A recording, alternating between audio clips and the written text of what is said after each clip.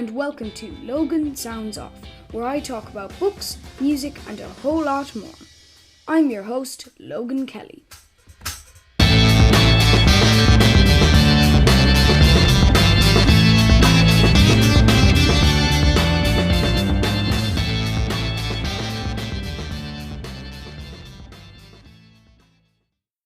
Today I am reviewing Exile on Main Street by the Rolling Stones.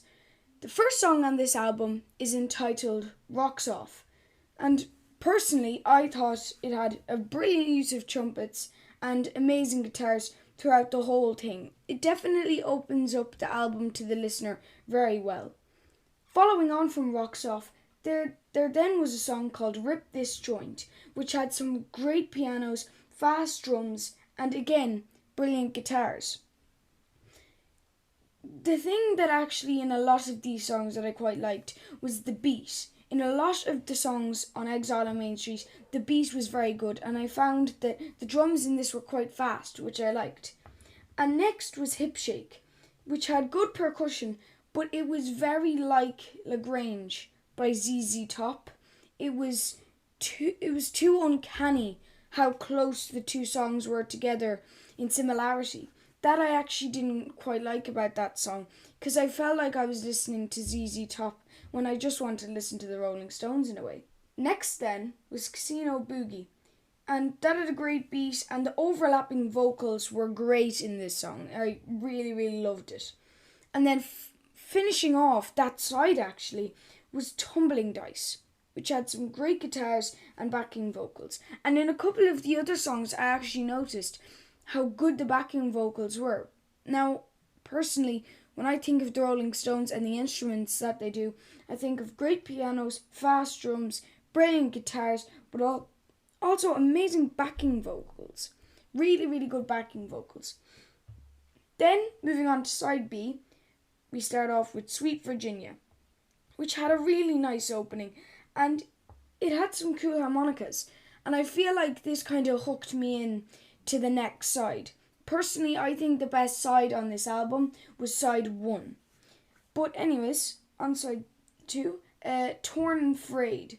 This had some brilliant guitars, and the piano in this was very bright, I felt. I really liked that. And again, the drums were brilliant as well. And then moving on to Black Angel, something that I hadn't really heard in many songs for a long time was it had an interesting guitar riff. It was iconic, and I had never heard anything like it before. I really enjoyed listening to Black Angel because of that reason. And then next was Loving Cup, which again had some amazing percussion. And I feel like when I'm on these podcasts and I'm talking about different albums that I'm reviewing, I never really mention how good these percussion instruments are, because I feel like percussion can be overlooked. Drums won't be overlooked all the time, but sometimes it can be. But percussion can be overlooked a lot. But anyways, next onto the second vinyl in the album was Happy, which had a really good start. And I feel like, again, the same as side B, it had a really good hook to it, which brought me into the third side pretty quickly, and I quite like that. But yeah, Happy is an amazing song. And the next was Third on the Run, which had some amazing vocals and also a very strange name. But no, Third on the Run had some amazing vocals from Mick Jagger and also backing vocals. Then next was Ventilator Song, and this was one of my favourites because of its great pianos. I really enjoyed this song because of its pianos. And then next was Just Want to See His Face. And something very interesting in this was I loved the organs. I really liked the organs throughout this song.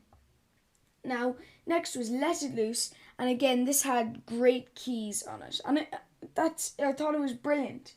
And all the songs on this kind of transitioned into each other very easily without having a crossfade, which I quite liked. Then onto the last side of the album, All Down the Line had some really nice upbeat guitars to get you started for the last part of the album. And then he went on to Stop Breaking Down, which had a great guitar solo. And on the podcast, I don't talk enough about how good some solos on albums can be, especially on this particular song, Stop Breaking Down. I love the guitar solo. I thought it was an amazing piece. And then Shine a Light was a brilliant song that went straight in and leads well into Soul Survivor, which was, I think, an amazing finale for an album like Exile on Main Street. There were some brilliant songs on this album, but I do have a couple of favourites, and I really enjoyed looking at the cover art on it. So I'm going to speak about that too. But first, my two favourite songs were Rocks Off and Ventilator Song. I really enjoyed these songs. I thought they were brilliant. And next, I also want to say about the album cover, I quite like it. Now, I have a double album, so mine opens up a bit, but I really like the cover art on it and all the different pictures on it. I think it's very interesting, and you don't see as detailed album covers like this anymore, which is quite upsetting. And overall, my score of Exile on Main Street is a 4-star.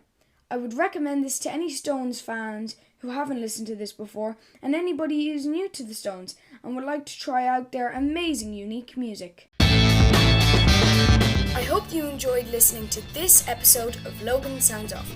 You can follow me on X, Facebook and Instagram at Logan Sounds Off.